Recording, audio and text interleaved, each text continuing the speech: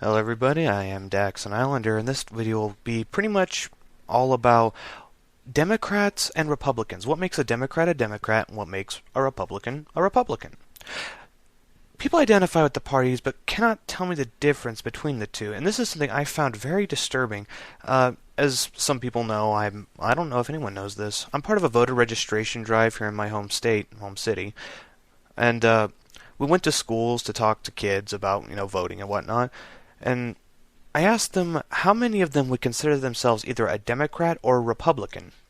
There were a few kids who raised their hands, and then I had the audacity to ask, what is the difference between a Democrat and a Republican? What makes a Republican and a Democrat? They didn't know. And so I thought to myself, I wonder if I went out to the streets and did this, if people would be able to tell me the answer. About only 10% of them could. Only 10% of people could tell me the difference between a Democrat and a Republican. Only 10% of people could tell me the difference between left-wing and right-wing, so I've decided to make a video explaining it. Well, okay, I guess they did give me an explanation, but it just had to be the stereotypical Republicans are racist white men with lots of money, and Democrats are socialist lazy fools who want everyone to take care of them. Due to my attempts to seem more professional in these kinds of videos, I have removed certain choice words. And as far as, trying to remain professional, just ignore that picture. It's going to come up eventually. So, I'm going to go into the fundamental differences of Democrats and Republicans. And I'm pretty sure everyone's heard the term left liberal Democrat or left-wing liberal Democrat and right-wing conservative Republican. If anybody's been watching me long enough, they've seen my No One's Political Chart video, and the basic synopsis of it is the right wing wants economic freedom but social control, i.e. lower taxes, more people have more money to spend in the economy, but holding more traditional values like men-woman marriages and banning abortion. Left wing wants economic control but social freedom, i.e. higher taxation for more government programs and regulations, but wanting people to be free to do as they wish, such as giving women the right to abortion and gay marriage. Ideologically, Republicans want smaller government and less taxation to see people on a more individual level. Ergo the name Republican, for republic, which is, in essence, is protecting the right of the individual from the wishes of the majority. I'm pretty sure everyone's heard the term democracy is two wolves and a sheep deciding what's for dinner, while a republic is giving that sheep a gun and allowing him to contest the vote. I like that one.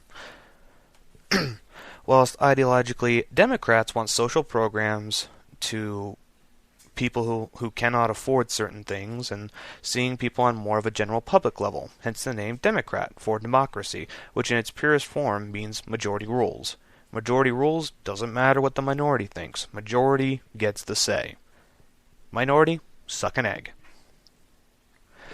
So, what is...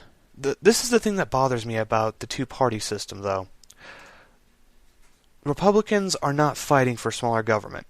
They are only continuing the agenda of the Democrats, and the same with the Democrats with the Republicans.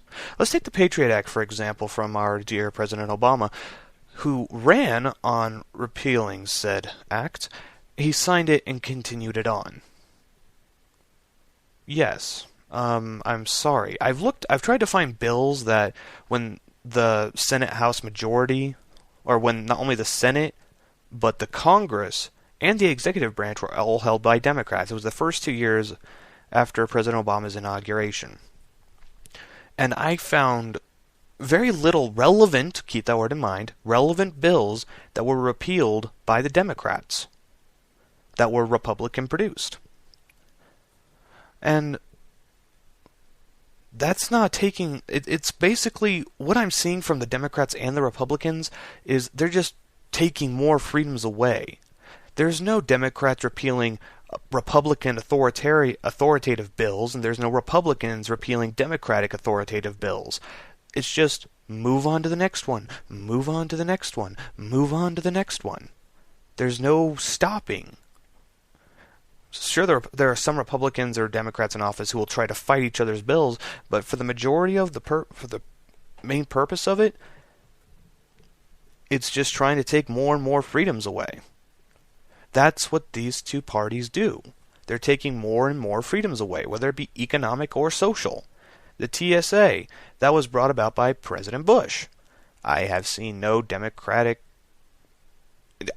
really any attempt to get rid of it other than Ron Paul and his son Rand Paul, Rand Paul arguably is arguably a libertarian. I consider him more of a conservative. But you get my point. The Republicans are not trying to get rid of democratically imposed authoritative bills, and vice versa for the Democrats against Republican authoritative bills. These two wings are these two parties are the same thing.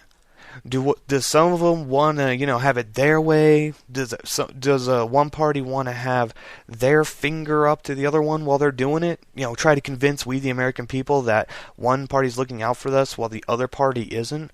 Yeah, and it's a nice little show. I'm surprised many Americans are still buying it. However, the fact of the matter is, they are, two wings of the same ugly authoritarian bird. Our Congress holds a 9% approval rating, unless it's down again, which I'm pretty sure it is. They don't want us to be free. They want to control us, economically and socially. NDAA passes the House, which is Republican-controlled, passes the Senate, which is democratically controlled, and passes Obama.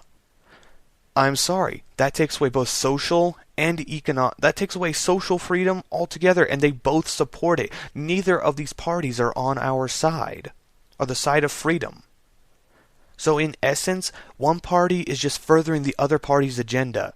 Neither party is trying to repeal authoritative or liberating acts of the other party. Well, I guess they would be, liberating acts from, 1776.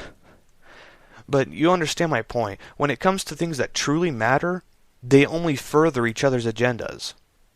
So, in essence, ideologically, a Republican and Democrat are different, but today's Republicans and Democrats, they might as well merge merge the donkey and elephant into one animal. That is our Congress. It doesn't matter if they're rhinos or dinos. They're authoritative, whatever animal you can make out of that. So, I am Daxon Island, everybody. Have a great day. And I hope this was informative. Probably not, though.